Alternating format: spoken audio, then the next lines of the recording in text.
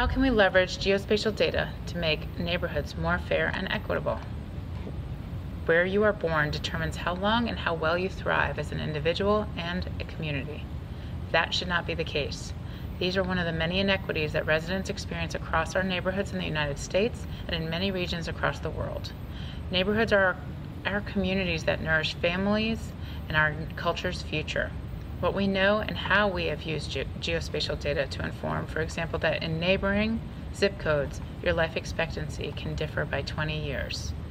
We now have information at our fingertips that tells schools provide a stronger education, how to reach a health clinic in times of need, to find our closest grocery store.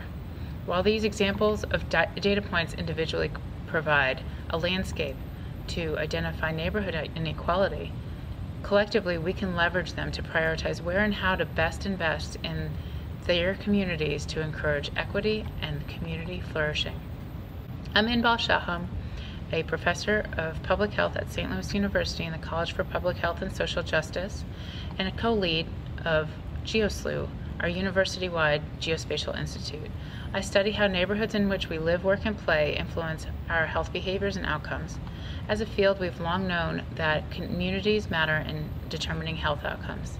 In response, we traditionally work with organizations and the humans who live and breathe in these neighborhoods to deliver guided interventions.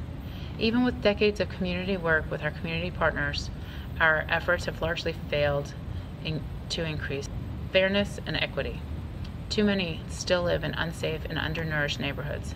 We in public health have identified physical neighborhood attributes, such as how alcohol outlets may increase alcohol use by community residents, or how building walking trails can improve rates of physical activity. Yet wouldn't we benefit from collating and collecting real-time data including behavior, mood, and community residential interactions, along with events like store openings and closings, workforce training opportunities, and even significant weather events? We are building systems to provide smart disaster preparedness for communities. How about building smart neighborhoods that develop real-time interventions aimed at improving equity in our neighborhoods as well? I'm keenly interested in leveraging the growing geospatial data to develop and test solutions to our biggest challenges of inequity.